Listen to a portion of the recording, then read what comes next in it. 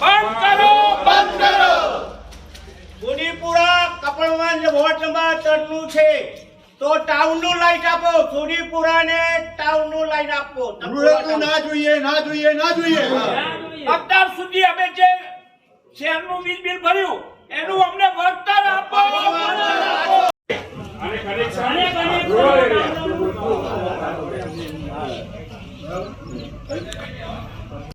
દિવસમાં 10 વાર light trip મારે છે અને 10 કલાક બંધ રહે છે લાઈટ.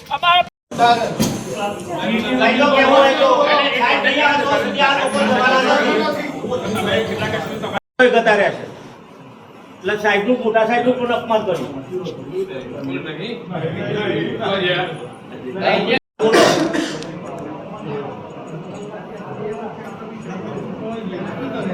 ના ના રૂબરૂ આવો તો જ અમે જવાના છે. તમે નહીં આવો તો અમે જવાના નથી. લાઈટ બિલ લખો ને એક મહિને આપો એમ બોલજો. લાઈટ બિલ એક મહિને આપો. લાઈટ બિલ એક મહિને આપો. લાઈટ બિલ એક મહિને આપો. વડીલ ભાઈઓ આવવાના છે તો તમે ગયા છો બરાબર ને, પણ તમે અહીંયા અત્યારે હાજર આવી જાઓ એટલે ચિંતા નહીં. બધા ગામ સોનીપુરા છે. જે અમારે રજૂઆત કરવાની તમારા ચાલુ કરો. હેલો નમસ્કાર નમસ્કાર કાંચી કાકા બોલું. અમારો પ્રશ્ન હલ કરવા માટે આવ્યો. નમસ્કાર અરે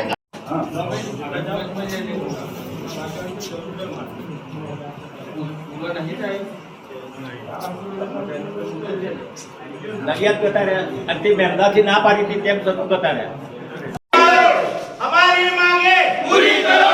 પૂરી કરો. સુડીપુરામાં લાઈટ પૂરું આપો. પૂરું આપો. પૂરું આપો. કપડવંજની માફક સુડીપુરામાં લાઈટ આપો આપો આપો. જય જવાન. જય કિસાન. જય જવાન. જય કિસાન. हमारी मांगे પૂરી કરો. हमारी मांगे પૂરી કરો. लालियावाड़ी બંધ કરો.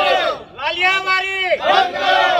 जय जवान. જય કિસાન. વીજ પુરવઠો પૂરો આપો. અમે જાણ ગઈકાલે કરી હતી. સવારે એમને ખબર પડી કડિયા સાહેબ નથી તો મેં મહેમદાદને ફરી ફોન કર્યો તો સાહેબ અમને ખ્યાલ આવે છે, જાણવા મળે છે કે કડિયા સાહેબ રહેવાના નથી. તો કે ના હું ફોન કરું છું. એમને ફોન કર્યો અને મને કહી દીધું કે ના કાંતિ કાકા એ રહેવાના છે. કાકા તમારો પરિચય આપો. મારું નામ પટેલ વિનોદભાઈ રામાભાઈ, ગામ સોનીપુરા. કાકા તમે આજે અહીંયા આગળ આવ્યા છો, શું માંગણી છે, શું સમસ્યા છે અને આ સમસ્યાનો હલ નહીં થયો? આ માગણી અમારી વર્ષો જૂની છે. અમે વર્ષોથી જી બોર્ડની અંદર અનેકવાર રજૂઆત કરી, બરોડાને રજૂઆત કરી, મહેમદાવાદને રજૂઆત કરી, નડિયાદ જઈને રજૂઆત કરી કે સાહેબ અમને શહેરી વીજકરણ આપો, અમને રૂરલનું જે વીજકરણ મળે છે અને બિલ અમે ભરીએ છીએ શહેરી વીજકરણનું. એટલે અમારે જો ખોટા પૈસા વસૂલવામાં આવે છે એટલે એનું વળતરે આપો અને અમને શહેર વીજકરણ કરી આપો. કાકા અત્યારે શું સમસ્યા એવી છે?